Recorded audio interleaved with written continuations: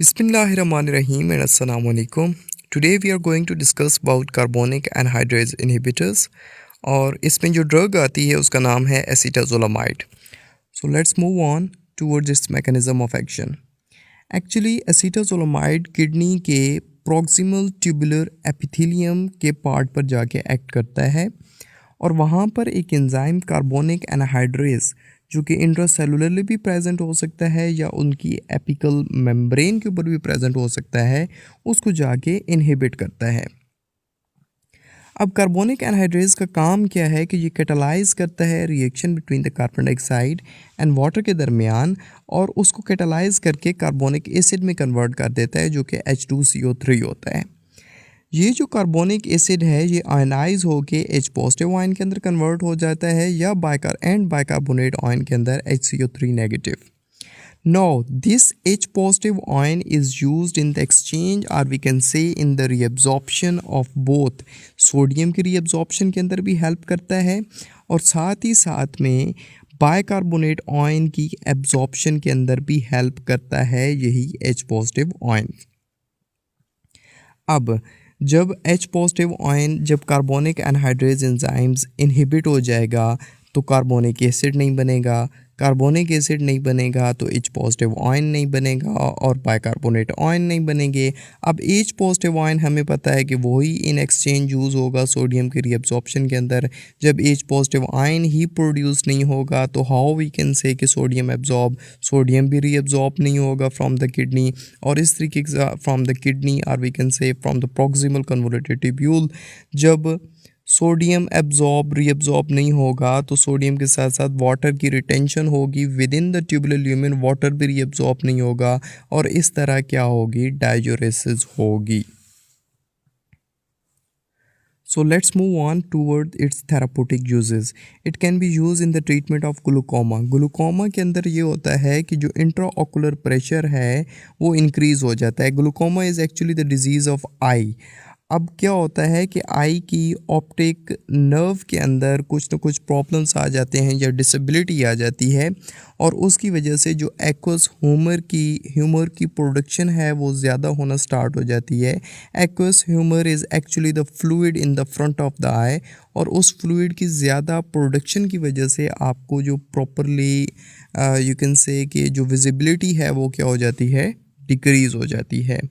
तो जो oral acetazolamide है ये डिक्रीज़ करती है the production of aqueous humour, साथ ही साथ में रिड्यूस करती है इंट्राओकुलर प्रेशर को इन द क्रोनिक और ओपन एंगल ग्लूकोमा के अंदर. एक्शन इसका वही है कि ये carbonic anhydrase in the ciliary body of the eye उसको जाके इनहिबिट करती है और topical agent such as dorzolamide and brinzolamide do not cause systemic effects. इनके कोई सिस्टेमिक या ब्लड के अंदर कोई ये जो डोज है जो हम टॉपिकली यूज़ करते हैं वो ब्लड तक रीच नहीं कर पाती तो इसके कोई सिस्टेमिक इफ़ेक्ट्स नहीं होते. थेरेप्यूटिक यूजेस की बात करूं तो it can be use in the treatment of altitude sickness. Actually जब हम हाई एल्टीट्यूड पर जाते हैं तो वहाँ पर ऑक्सीजन की कंसंट्रेशन और वी कैन से ऑक्सीजन की कमी होती है तो ऑक्सीजन की कमी की वजह से रिस्पायरेटरी अल्कलोसिस होना स्टार्ट हो जाती है. तो ये जो एक्चुअली एसिटाजोलामाइड है जब हम ये देते हैं तो ये क्या काज करती है, मेटाबॉलिक एसिडोसिस काज करती है. अब अल्कलोसिस की वजह से जो ब्लड का पीएच था वो राइज हो रहा था. जब हम एसिटाजोलामाइड यूज़ करेंगे तो acetazolamide will cause the metabolic acidosis और जो ब्लड का पीएच राइज हो रहा था उसको दोबारा क्या करेगी, डिक्रीज़ करना स्टार्ट कर देगी टुवर्ड द नॉर्मल. और जब हम एसिटाजोलामाइड यूज़ करते हैं तो इसकी वजह से हमें जो वीकनेस है वो भी प्रिवेंट की जा सकती है, साथ ही साथ में ब्रेथलेसनेस उसको भी प्रिवेंट किया जा सकता है, डिजीनेस को भी, नोजिया को भी, सेरिब्रल एंड पल्मोनरी एडिमा इनको भी प्रिवेंट किया जा सकता है when we use acetazolamide. If I can discuss about this pharmacokinetics, so it can be administered both in oral as well as in the intravenous formulation. दोनों formulation के अंदर आप इसको एडमिनिस्टर किए जा सकता है और वी कैन से कर सकते हैं. अप्रॉक्सीमेटली ये 90% प्रोटीन के साथ बाउंड हो जाती है with in the plasma.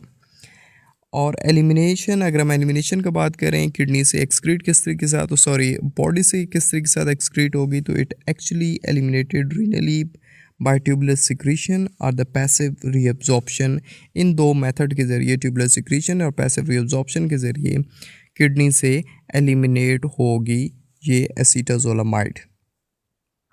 Adverse effects की बात करें तो मैंने पहले डिस्कस कर दिया कि एसीटाजोलामाइड कैन काज मेटाबॉलिक एसिडोसिस। तो अगर हम इसका ज़्यादा यूज़ करेंगे तो it can decrease the pH of blood, it can cause metabolic acidosis.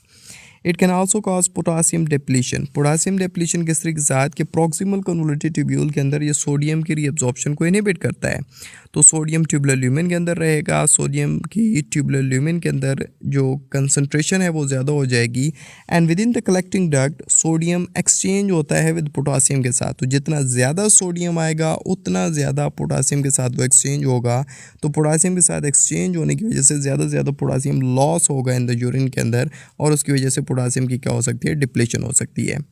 साथ ही साथ में रीनल स्टोन की फॉर्मेशन भी हो सकती है। एक्चुअली कुछ आयंस होते हैं जो कि प्रेजेंट्स होते हैं, उनकी रीअब्सॉर्प्शन नहीं हो पाती, जैसा कि बाइकार्बोनेट आयंस हो गए विद इन द यूरिन, उनकी रीअब्सॉर्प्शन नहीं होगी ड्यू टू एडमिनिस्ट्रेशन ऑफ एसीटाजोलामाइड। तो उन आयंस की प्रेजेंस की वजह से किडनी स्टोन फॉर्मेशन हो सकती है। साथ ही साथ में ड्रोजिनेस भी काज कर सकता है। ड्रोजिनेस एक्चुअली ये होती है कि लैक ऑफ स्लीप, और you can say sorry, lack of sleep तो हम नहीं कह सकते, आप इसको सुस्ती के साथ कंसिडर कर सकते हैं कि लेथार्जी की कंडीशन हो सकती है। साथ ही साथ में पैरेस्थीजिया भी ये काज कर सकता है। पैरेस्थीजिया एक ऐसी कंडीशन है जिसमें एब्नॉर्मल सेंसेशन आपको होना स्टार्ट हो जाती है ऑन द स्किन के ऊपर। स्किन की एब्नॉर्मल सेंसेशन को हम पैरेस्थीजिया बोलते हैं, जिससे जैसा कि आपको टिंगलिंग होना स्टार्ट हो जाती है और इस तरह के इफ़ेक्ट्स आना स्टार्ट हो जाएंगे। So this was all about the acetazolamide carbonic anhydrase inhibitor.